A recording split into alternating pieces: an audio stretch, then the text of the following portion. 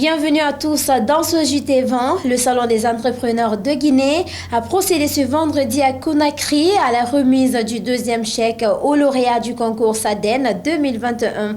Cette deuxième tranche permettra aux jeunes entrepreneurs de booster leur secteur d'activité pour l'employabilité des jeunes. Aboubaka Oulari pour le compte-rendu.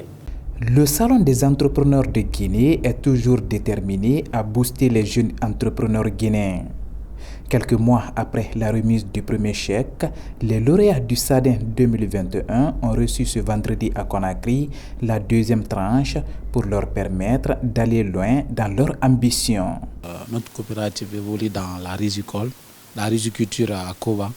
Donc actuellement nous sommes en période de production, donc nous ne sommes pas en période de commercialisation. À travers ce fonds, nous allons utiliser non seulement pour payer nos personnels, ça va nous permettre aussi à faire des transactions, à payer des transactions quotidiennes. On a reçu la première tranche qu'on a justifiée.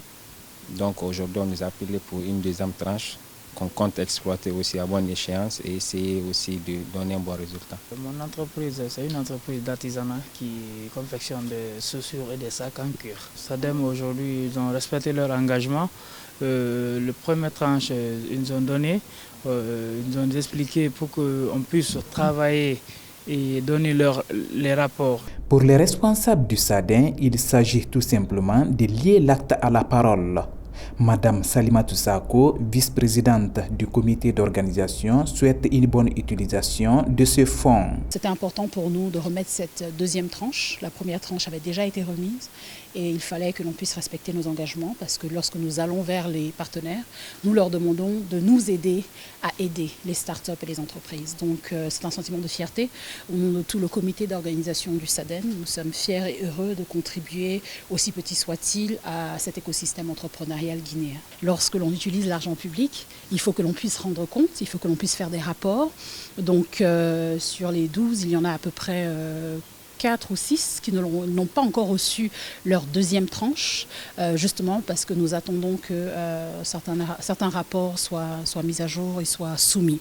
Pour obtenir ce deuxième financement, il faut d'abord justifier l'utilisation du premier fonds puisque l'un des objectifs du Salon des entrepreneurs de Guinée est de réduire le taux de chômage dans notre pays.